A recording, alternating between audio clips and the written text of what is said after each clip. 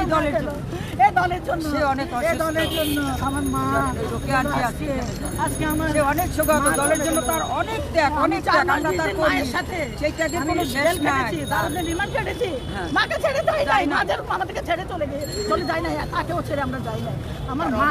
আমার মা এর অনেক এই বাংলাদেশের জন্য সে আপোষ নেই। একটা পরিত্যক্ত জেলের ভিতরে রেখে এই সাবেক সরকার কমিশনার শেখ হাসিনা আমার মাকে কষ্ট দিয়েছে। আপনাদের মাধ্যমে চাই, জনাব মিডিয়ার মাধ্যমে চাই, জনাব 18 কোটি জনগণের পক্ষ থেকে এবং প্রকাশ্যে তাকে হত্যা করা হোক। তাকে 18 কোটি মানুষের দাবি, ওকে এই স্বৈরাচারের বিচার চাই, আমরা বিচার চাই, ওর বিচার চাই। ও আমাদের মাকে হত্যা করেছে, আমাদের মাকে হত্যা করেছে। আমরা এতিম হয়েছি, শুধু ভারপ্রাপ্ত চেয়ারম্যান তারেক রহমান এতিম হয় নাই। পরিবারের বা দলের কারোর সাথে ওনাকে দেখা করতে দেয় নাই। তখন এই স্বৈরাচার শেখ হাসিনা শেষ করে দিয়েছে এই দেশনেত্রী বেগম খালেদা জিয়াকে।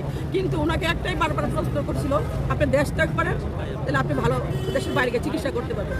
উনি একটাই কথা বলেছে, এই দেশের জন্ম আমার, এই দেশের মৃত্যু আমার সন্তানদের ছেড়ে আমি কোথায় যাব, এই দেশের জন্য আমার মৃত্যুটা হয়। উনি এই 18 কোটি মানুষকে ছেড়ে উনি কখনোই যায় নাই। জুলুম হয়েছে, সে নির্যাতন জুলুমের সময় আমাদেরকে অনেক প্রলোভন দেওয়া হয়েছে যে আমরা এই দল ছাড়লে আমাদেরকে এই করা হবে সেই করা হবে।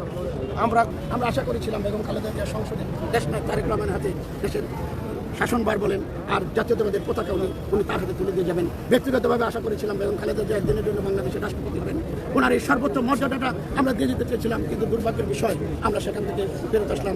আমরা বেগম খালেদা জিয়ার যাতে আল্লাহ তাকে ব্যস্ত নসিব করেন, আমরা তার আদর্শ অনুসরণ করতে পারি।